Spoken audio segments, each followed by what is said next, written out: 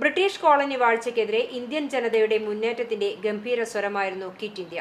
1942 August 9-നാണ് quit India പ്രക്ഷോഭങ്ങൾ ആരംഭിച്ചത്. ബ്രിട്ടീഷുകാർക്കെതിരെ ഇന്ത്യൻ ജനതയെ ഏകോപിപ്പിച്ച് സമരം നയിച്ച ഇന്ത്യൻ നാഷണൽ കോൺഗ്രസാണ് ഈ മുദ്രാവാക്യം ഉയർത്തിയത്.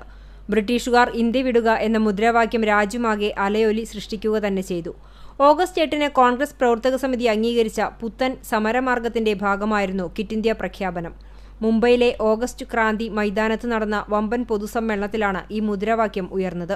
ഇന്ത്യ വിടുകയെന്ന് ബ്രിട്ടീഷുകാരോട് ആവശ്യപ്പെടുന്നതിനൊപ്പം ഇന്ത്യക്കാരുടെ മനസാക്ഷിയെ ഉണർത്താനും കോൺഗ്രസിനെ നയിച്ച മഹാത്മാഗാന്ധി ഉറപ്പിച്ചിരുന്നു. ഇതിന്റെ ഭാഗമായി അതേ വേദിയിൽ മറ്റൊരു മുദ്രാവാക്യം കൂടി പിറവിയെടുത്തു: പ്രവർത്തിക്കുക അല്ലെങ്കിൽ മരിക്കുക. ഇന്ത്യക്ക് സ്വാതന്ത്ര്യം നേടിയെടുക്കാനായി ഉടലെടുത്ത പ്രധാന സമരപ്രഖ്യാപനങ്ങളിലൊന്നുകൂടിയാണിത്. സമരപ്രഖ്യാപനം നടത്തിയതിന് അടുത്ത ദിവസം തന്നെ ബ്രിട്ടീഷ് അധികാരികൾ ഗാന്ധിജിയെയും പ്രമുഖ നേതാക്കളെയും അറസ്റ്റ് ചെയ്ത് ജയിലിലടച്ചു. അധികാരികൾ അടിച്ചമർത്തൽ നയം സ്വീകരിച്ചതോടെ ഗാന്ധിജിയുടെ അഹിംസ മറന്ന ജനത തീവ്രമായി തിരിച്ചടിച്ചു. രാജ്യം മുഴുവൻ അക്രമത്തിന്റെ പാതയിലൂടെ സമരക്കാർ ബ്രിട്ടീഷ് നയങ്ങളെ എതിർത്തു.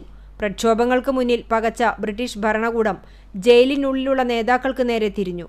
അന്യായമായി ജയിലിൽ തടഞ്ഞുവെച്ച നേതാക്കളുടെ മോചനത്തിനായി ഗാന്ധിജി 21 ദിവസം ജയിലിനുള്ളിൽ നിരാഹാര സമരം നടത്തി.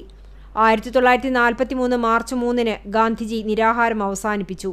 ഗാന്ധിജിയുടെ പുത്തൻ സമരമാർഗത്തിനു മുന്നിൽ ബ്രിട്ടീഷുകാർ തോൽവി വഴങ്ങി. അഹിംസാമാർഗത്തിൽ മുന്നോട്ടു പോകണമെന്ന ആഗ്രഹത്തോടെയായിരുന്നു ഗാന്ധിജി ക്വിറ്റ് ഇന്ത്യ സമര പ്രഖ്യാപനം നടത്തിയത്. സമരങ്ങൾ അക്രമത്തിലേക്ക് നീങ്ങിയത് ഗാന്ധിജിയെ പ്രതിക്കൂട്ടിലാക്കി. എന്നാലും ഇന്ത്യ സ്വതന്ത്രമാകുന്ന നിമിഷം വരെ ദേശസ്നേഹികൾ ബ്രിട്ടീഷുകാർക്കെതിരെ ആ മുദ്രാവാക്യം വിളിച്ചു: ക്വിറ്റ് ഇന്ത്യ.